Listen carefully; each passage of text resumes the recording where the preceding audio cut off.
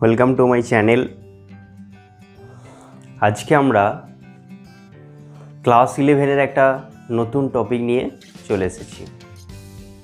এটা শুরু করার আগে একটা কথা বলি, ক্লাস 11-এর সিলেবাসে ফার্স্ট চ্যাপ্টারটা অনেকগুলো ছোট ছোট টপিক নিয়ে আলোচনা করা হয়েছে। প্রথম দিকে যেমন মূল কনসেপ্টের ব্যাপারগুলো ছিল, তারপর একটা সম্পূর্ণ নতুন জিনিস আসবে, সেটা হচ্ছে তুল্যাঙ্ক ভার। আর এই তুল্যাঙ্ক ভারটা না জানলে ভবিষ্যতে যে বিক্রিয়াগুলো, সেই বিক্রিয়াগুলোতে কতটা মৌলের সাথে বিক্রিয়া করছে বা বিক্রিয়া করতে পারে, সেই ধারণাটা আমাদের পরিষ্কার হবে না। সেজন্য আজকের টপিকটা হচ্ছে তুল্যাঙ্ক ভার। আমরা তুল্যাঙ্ক ভারের প্রথম দিকটা ডেফিনেশন বা কাকে বলে, তুল্যাঙ্ক ভার বলতে কী বোঝায়, সেই বিষয়টা নিয়ে আলোচনা করব এবং তার পরবর্তীকালে আস্তে আস্তে বিভিন্ন মৌলের এবং যৌগের তুল্যাঙ্ক ভার কীভাবে নির্ণয় করে সেটা আমরা বুঝব। তাহলে চলো আর দেরি না করে দেখে নিই তুল্যাঙ্ক ভার বিষয়টা কী আছে। এখানে তুল্যাঙ্ক ভারের সংজ্ঞাটাকে একটু অন্যভাবে আমি সাজিয়েছি। দেখো, এখানে লেখা আছে কোনো মৌলের যত ভাগ। কোনো মৌলের যত ভাগ, এবার এখানে তিনটে কেস করা আছে। একটা হাইড্রোজেনের সাপেক্ষে বলা হয়েছে, একটা অক্সিজেনের সাপেক্ষে এবং আরেকটা ক্লোরিনের সাপেক্ষে। যখন দেখবে যে কোনো একটা মৌল, তুমি যে কোনো একটা মৌলের কথা ভাবো, হতে পারে সেটা sodium, calcium, magnesium, phosphorus, sulphur, যে কোনো, তাহলে সেই মৌলগুলো হাইড্রোজেনের সাথে যুক্ত হতে পারে।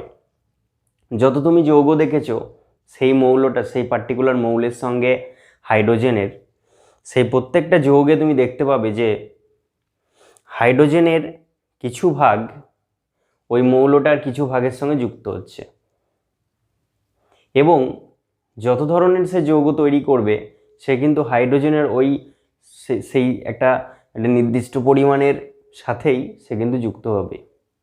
তাহলে আমরা দেখে নিই যে তুল্যাঙ্ক ভার, কোনো একটা মৌলের তুল্যাঙ্ক ভার মানে হাইড্রোজেনের, মানে কোনো একটা মৌলের তুল্যাঙ্ক ভার বলতে আমরা সেই পরিমাণটাকে বা সেই সংখ্যাটাকে বুঝবো। কোনো মৌলের যত ভাগ 1.008 ভাগ হাইড্রোজেনের সঙ্গে যুক্ত হয় বা 1.008 ভাগ হাইড্রোজেনকে প্রতিস্থাপিত করতে পারে।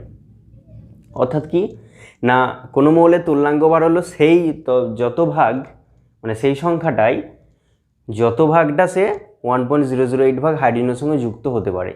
এবার হাইড্রোজেনের পারমাণবিক ভরটাকে আমি 1.008 করেছি, যেটা আমরা 1 ইউজ করি, সেটার প্রকৃত ভ্যালুটা হচ্ছে 1.008। এবার দেখা হবে যে কত তুল্যাঙ্ক সেখানে বিক্রিয়া করছে। এবার বিক্রিয়াও করতে পারে, মানে হাইড্রোজেনের সঙ্গে যুক্ত হতে পারে, আবার হাইড্রোজেনকে প্রতিস্থাপিতও করতে পারে। যেমন ধরো জিঙ্ক যখন H2SO4 এর সাথে বিক্রিয়া ঘটাবে তখন দেখতে পাবে যে জিঙ্ক হাইড্রোজেনকে প্রতিস্থাপিত করছে।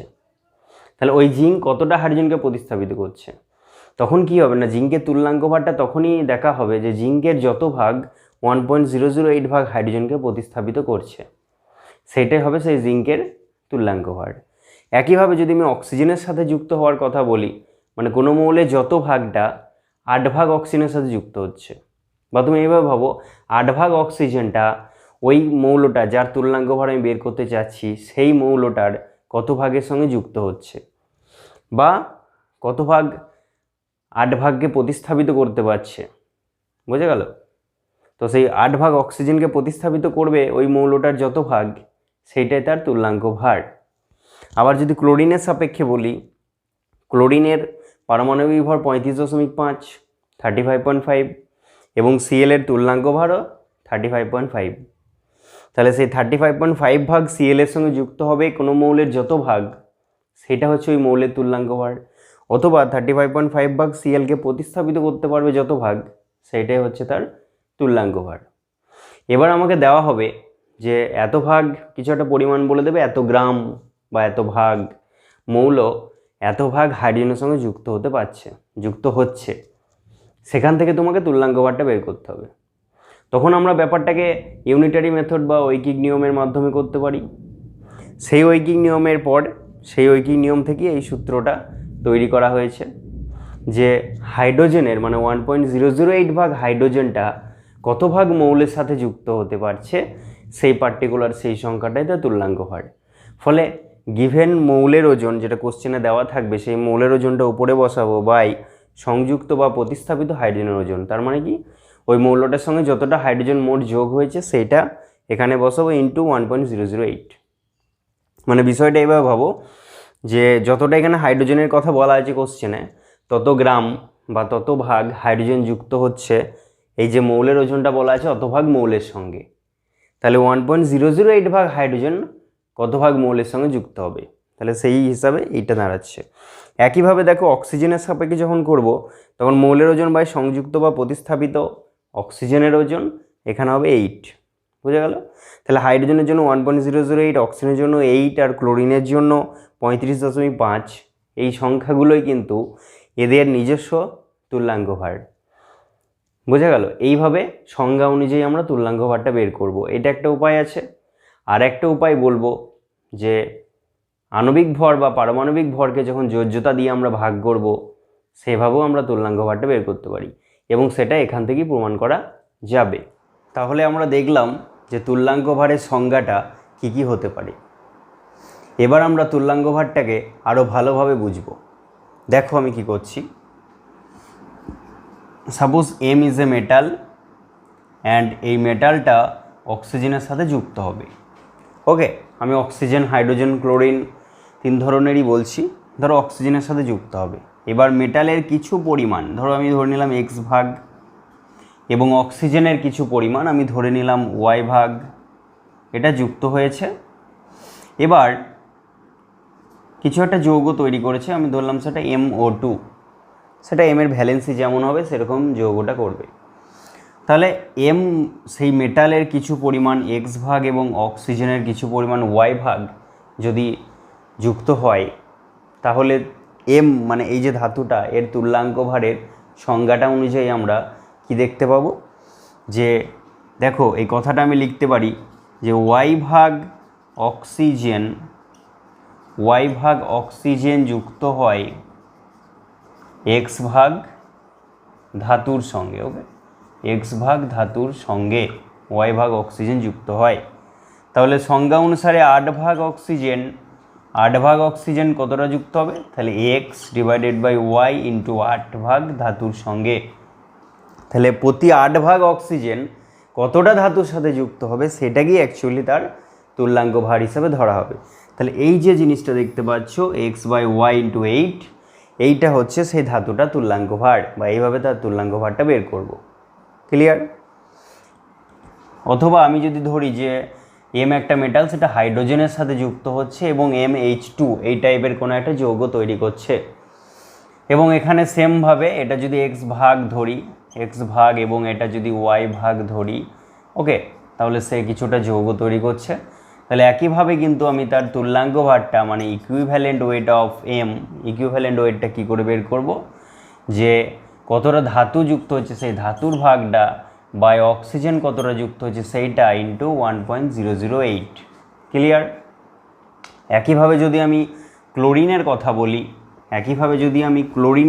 বলি, তাহলে আমরা দেখতে পাবো এম একটা ধাতু, সেটা ক্লোরিনের সাথে যুক্ত হচ্ছে, তারপরে MCl2 এরকম একটা করছে, এবং এটাও যদি এক্স ভাগ, এটা যদি ওয়াই ভাগ নেওয়া হয়, তাহলে একই শর্তানুসারে আমরা কি করব, একই সূত্রের মাধ্যমে আমরা তার যে ইকুইভ্যালেন্ট ওয়েট অফ এম সেটা বের করব কি করে, ধাতুর পরিমাণটা ডিভাইডেড বাই ক্লোরিনের পরিমাণটা ইন্টু 35.5।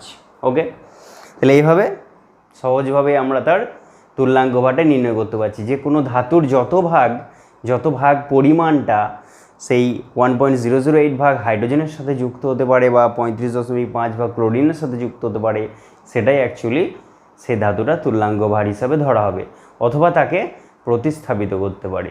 এবার প্রতিস্থাপিত হওয়ার একটা উদাহরণ আমি দেখাচ্ছি। ধরো জিঙ্ক। ওকে, তো জিঙ্ক সেটা যখন H2SO4 এর সাথে রিয়াকশন করবে, তো আমরা জানি যে এটা ZnSO4 প্লাস H2 হবে। ওকে, ZnSO4 প্লাস H2 হবে। এবার জিঙ্কের কিছু পরিমাণ সে কিন্তু কিছু পরিমাণ হাইড্রোজেনকে সে প্রতিস্থাপিত করতে পারবে। তাহলে সেই হিসাবে যদি ভাবা হয় জিঙ্কের হচ্ছে 65.5 ভাগ, আর এদিকে হাইড্রোজেনটা তোমার কত হবে 2 × 1.008। এই বিক্রিয়া অনুযায়ী আমরা কি দেখতে পাচ্ছি যে 65.5 গ্রাম জিঙ্ক প্রতিস্থাপিত করতে পারে 2 × 1.008 ভাগ হাইড্রোজেনকে। তাহলে এই যে প্রতিস্থাপিত হাইড্রোজেনের পরিমাণটা এইটা আর ধাতু জিঙ্কের পরিমাণটা এইটা, তাহলে এখানে ইকুইভ্যালেন্ট ওয়েট অফ জিঙ্ক আমরা কি করে বের করব, যে জিঙ্কের পরিমাণটা যেটা আছে সেইটা বাই কতটা হাইড্রোজেনকে সে প্রতিস্থাপিত করছে। এখানে দেখেছিলাম যে কতটা হাইড্রোজেনের সাথে যুক্ত হচ্ছে সেই পরিমাণটা, এখন আমরা দেখব কতটা সে হাইড্রোজেনকে প্রতিস্থাপিত করতে পারছে সেই পরিমাণটা ইন্টু 1.008। ক্লিয়ার? এটা তুমি কিভাবে ভাবছো, কিভাবে ভাবতে হবে দেখো, যে 2 × 1.008 ভাগ হাইড্রোজেন প্রতিস্থাপিত হচ্ছে 65.5 ভাগ জিঙ্কের দ্বারা, সুতরাং 1.008 ভাগ হাইড্রোজেন প্রতিস্থাপিত হবে কতটা জিঙ্ক দ্বারা, সেটাই হচ্ছে আমাদের এখানে অ্যাকচুয়াল বিষয়। তাহলে তখন আমি কি পাচ্ছি না 65.5 ডিভাইডেড বাই 2, এটা ক্যালকুলেশন করে যা হবে সেটা হচ্ছে জিঙ্কের তুল্যাঙ্ক ভার অর ইকুইভ্যালেন্ট ওয়েট। ক্লিয়ার? আরও আমি এক্সাম্পল নিচ্ছি। ধরো CO2 কার্বন ডাইঅক্সাইড এই যে যুক্ত হয়েছে, এখানে কার্বনের সাথে অক্সিজেন যুক্ত হয়েছে। এবার যদি তোমাকে কোশ্চেন করা হয় যে এখানে কত ভাগ কার্বনের সঙ্গে কত ভাগ অক্সিজেন যুক্ত হবে, সেই যে অনুপাতটা, যে কত ভাগ কার্বনের সঙ্গে কত ভাগ অক্সিজেন যুক্ত হবে, সেই অনুপাতটা তুমি কি করে বের করবে দেখো, ভেরি ইজি। কার্বনের হচ্ছে 12, তাই তো? তাহলে 12 গ্রাম কার্বনের সঙ্গে যুক্ত হচ্ছে 12 গ্রাম কার্বনের সঙ্গে যুক্ত হচ্ছে 32 গ্রাম অক্সিজেন, বা 12 ভাগ কার্বনের সঙ্গে যুক্ত হচ্ছে এখানে 32 গ্রাম অক্সিজেন। তাহলে এখানে কার্বন আর অক্সিজেনের যে রেশিও বাই মাস, সেই যে ভরের যে অনুপাতটা সেটা হচ্ছে 12:32। ক্লিয়ার? ভরের যে অনুপাতটা সেটা হবে 12:32। তাহলে এখানে আমি বলতে পারি যে কার্বনের তুল্যাঙ্ক ভার equivalent weight of carbon equals to amount of carbon divided by amount of oxygen attach with this carbon multiply by 8। Okay, তাহলে এটা যদি আমরা ক্যালকুলেশন করি তাহলে কি পাবো 3। সো কার্বনের এখানে ইকুইভ্যালেন্ট ওয়েট হচ্ছে 3। তাহলে এই যে কার্বনের তুল্যাঙ্ক ভার, কার্বন যখন যে কোনো যৌগ তৈরি করতে পারে কার্বন, যেমন কার্বনে তুমি আরও যৌগ দেখবে, CH4 দেখবে, CCl4 দেখবে, প্রত্যেকটাতে যদি তুমি হিসাব করো এইভাবে জাস্ট লাইক দিস, তাহলে তুমি প্রত্যেকটাতে কিন্তু কার্বনের তুল্যাঙ্ক ভার 3 পাবে। ওকে, ক্লিয়ার? এভাবে যে কোনো পরমাণু, যে কোনো মৌলের তুল্যাঙ্ক ভার তুমি সেই পরমাণুটা বা মৌলটাকে অন্য কোনো পরমাণু সাথে বা মৌলের সাথে যুক্ত করে দিয়ে তুমি তার তুল্যাঙ্ক ভারটা হিসাব করতে পারবে। ওকে, তো এখানে একটা কোশ্চেন দেখতে পাচ্ছি আমরা যে x ভাগ বা x গ্রাম কোনো মৌল থেকে y গ্রাম মৌলের ক্লোরাইড পাওয়া যায়, তাহলে মৌলটির তুল্যাঙ্ক ভার কত? একটা মৌল আছে, সেই মৌলটার পরিমাণটা x গ্রাম বলে দেওয়া আছে, আর সেই মৌলটা ক্লোরিনের সঙ্গে যুক্ত হয়েছে। ক্লোরিনের সঙ্গে যুক্ত হয়েছে মানে বুঝতে পারছো, ক্লোরাইড তৈরি করেছে। মানে যদি আমি মৌলটা সোডিয়াম বলি তাহলে সোডিয়াম ক্লোরাইড হবে, পটাশিয়াম বলে পটাশিয়াম ক্লোরাইড হবে, কার্বন বললে কার্বন টেট্রাক্লোরাইড হবে। তাহলে সেই মৌলের ক্লোরাইডের ভর মানে কিন্তু এই গোটাটার ভরের কথা বলছে। তুমি ভেবো না যে মৌলের ক্লোরাইডের ভরটা যে y গ্রাম বলেছে এটা শুধু ক্লোরিনের ভর তা নয়, এটা হচ্ছে গোটা যৌগটার ভর, গোটা ক্লোরাইডটার ভর। ক্লোরাইড মানে গোটা যৌগটাকে বলছে, আর এর মধ্যে ক্লোরিন আছে এবং সেই নির্দিষ্ট মৌলটা আছে, মানে সেটা ধাতু হতে পারে বা অন্য কোনো মৌল হতে পারে। তাহলে সেই মৌলটা এবং ক্লোরিন দুজনার ভরের সমষ্টি বা দুজনার পরিমাণের সমষ্টিটা অ্যাকচুয়ালি ক্লোরাইডের ভর বলা হয়। তাহলে এখানে আমরা কি দেখতে পাচ্ছি যে মৌলের যে ভাগটা, মানে আমি যদি এইভাবে লিখি যে মৌলের ওজন তাহলে x গ্রাম দেখতে পাচ্ছি, আর মৌলের ক্লোরাইডের ওজন, তো মৌলের ক্লোরাইডের ওজন যেটা আমরা দেখতে পাবো সেটা হচ্ছে y গ্রাম ক্লোরাইডের ওজন। তাহলে ক্লোরিনের ওজন কি হবে? মানে ওজন আর এখানে ভরটা একই কথা বলা হচ্ছে, কেমিস্ট্রিতে ওয়েট অ্যান্ড মাস একই। তাহলে এখানে ক্লোরিনে কী হবে না, টোটালটা ওয়াই, সেখান থেকে ধাতুটা বাদ দিলাম, তাহলে ক্লোরিনেরটা হচ্ছে ওয়াই মাইনাস এক্স। তাহলে ঝটপট বলে ফেলো যে ধাতুটার বা মৌলটার তুল্যাঙ্ক ভারটা কত হবে। তাহলে সেই মৌলটার যে তুল্যাঙ্ক ভার হবে সেটা হচ্ছে মৌলের যে ভর সেইটা বাই ক্লোরিনের যে ভর সেইটা ইন্টু ক্লোরিনের জন্য কি বসাবো 35.5। বুঝতে পারছো? এটা কিন্তু এইভাবে চলে এলো যে কতটা ওখান থেকে ক্লোরাইড হবে, সেই ক্লোরাইডের মধ্যে ক্লোরিন কতটা আছে সেটা হচ্ছে ওয়াই মাইনাস এক্স, দেন মৌলের ভর বাই সংযুক্ত ক্লোরিনের ভর into 35.5। So we get this answer. এটাই হচ্ছে অ্যাকচুয়াল আনসার। এখানে একটা কোশ্চেন দেখতে পাচ্ছ, 0.5 গ্রাম ধাতুর অক্সাইডে 0.16 গ্রাম অক্সিজেন আছে। তাহলে ধাতুর অক্সাইডের যে টোটাল ভরটা সেটা 0.56 গ্রাম বলা আছে। সেখানে অক্সিজেনটা দেখতে পাচ্ছ 0.16 গ্রাম অক্সিজেন আছে। তাহলে ধাতুটির তুল্যাঙ্ক ভর কত? তাহলে তোমরা ভিডিওটা পজ করে এটা নিজে করো, তারপরে আনসারটা মিলিয়ে নেবে। ওকে, তাহলে এখানে আমরা অঙ্কটা করব যে ধাতুর অক্সাইডের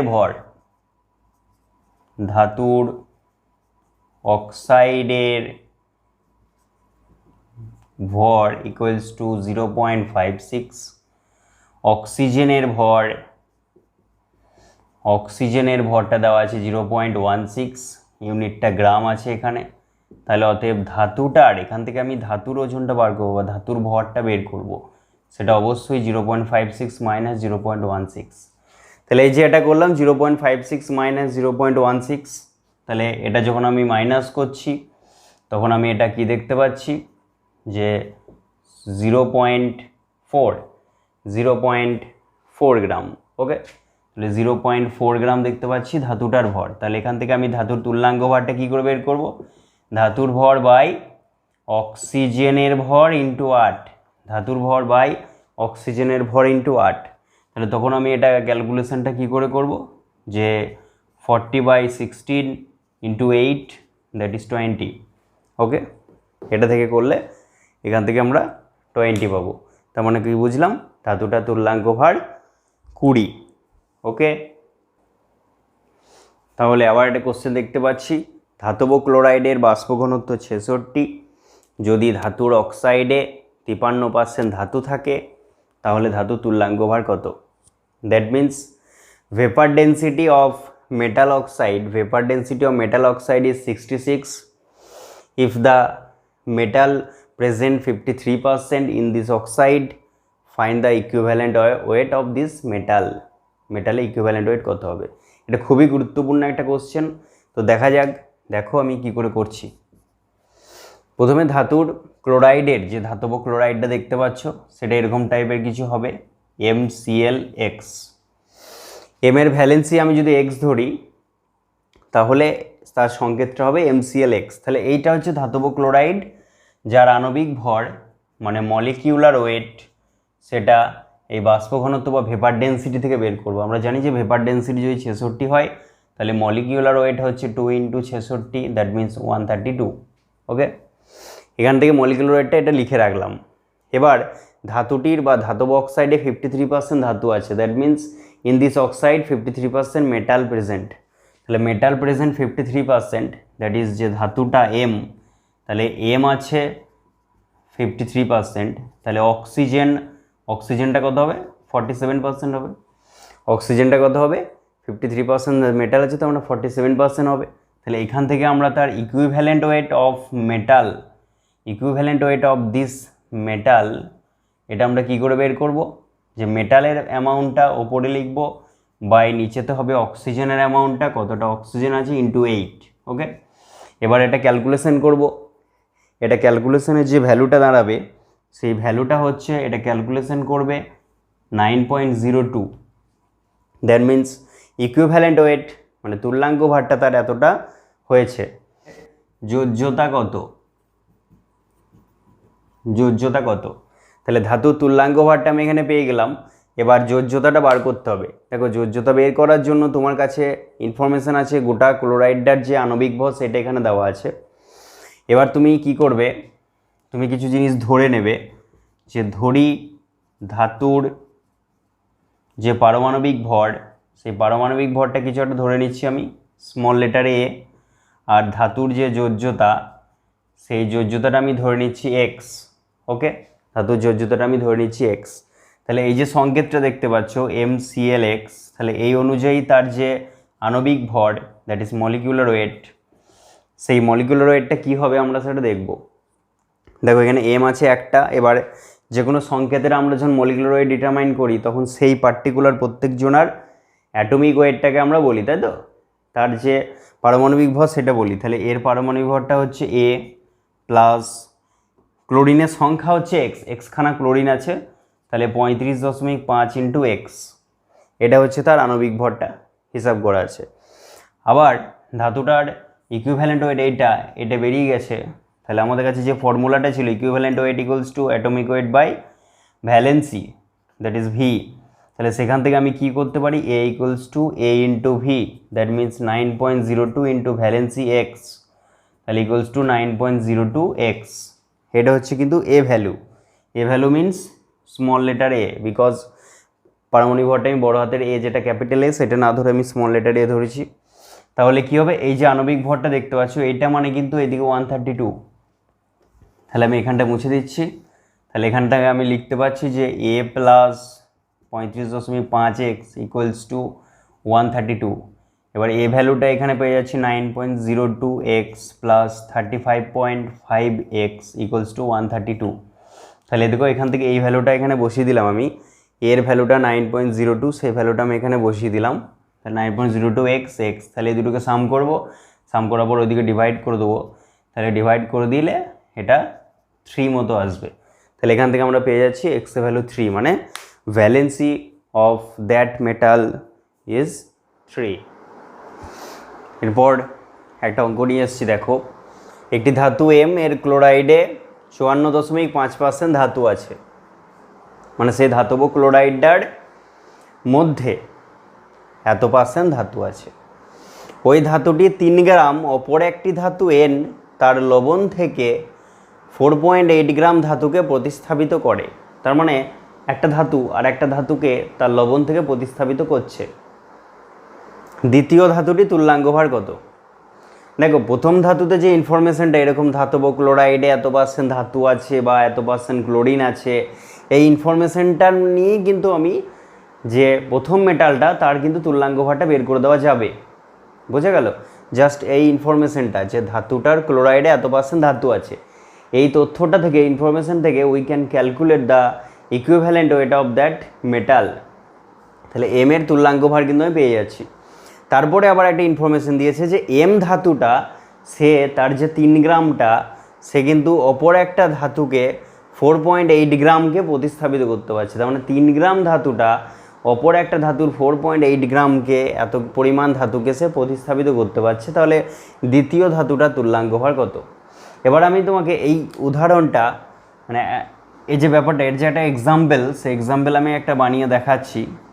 সাপোজ জিঙ্ক সে কপারের কোনো লবণ থেকে সেই কপারটাকে সাবস্টিটিউট করতে পারে, এটা একটা আমাদের কাছে কমন রিয়াকশান। তাহলে এরকমই ম্যাথটা ভাবো যে এরকম কথাই বলেছে, এম ধাতু মানে এখানে জিঙ্কের কথা বলছি, সেই জিঙ্ক কী করেছে, তার যে 3 গ্রাম পরিমাণটা সেটা অপর একটা ধাতু এন কপার, তাকে তার লবণ থেকে সেই এত গ্রাম ধাতুকে প্রতিস্থাপিত করে। তার মানে 3 গ্রাম জিঙ্ক 4.8 গ্রাম কপারকে প্রতিস্থাপিত করতে পারছে। কোশ্চেনটা বোঝা গেল? দিয়ে তারপরে সে প্রতিস্থাপিত করতে পারছে, তাহলে দ্বিতীয়টা তুল্যাঙ্গভার কত? এবার এই ম্যাথগুলো করার জন্য একটা ফর্মুলা আমি এখানে লিখে দিচ্ছি। ফর্মুলাটা হচ্ছে যে ধাতুর যে ভর বা পরিমাণ ডিভাইডেড বাই ধাতুর তুল্যাঙ্কভার। এটা ধরো প্রথম ধাতু বা এম এর কথা বলছি, এম ধাতুটার কথা বলছি, ইকুয়ালস টু যেটা আমি প্রতিস্থাপিত করছি, প্রতিস্থাপিত ধাতুর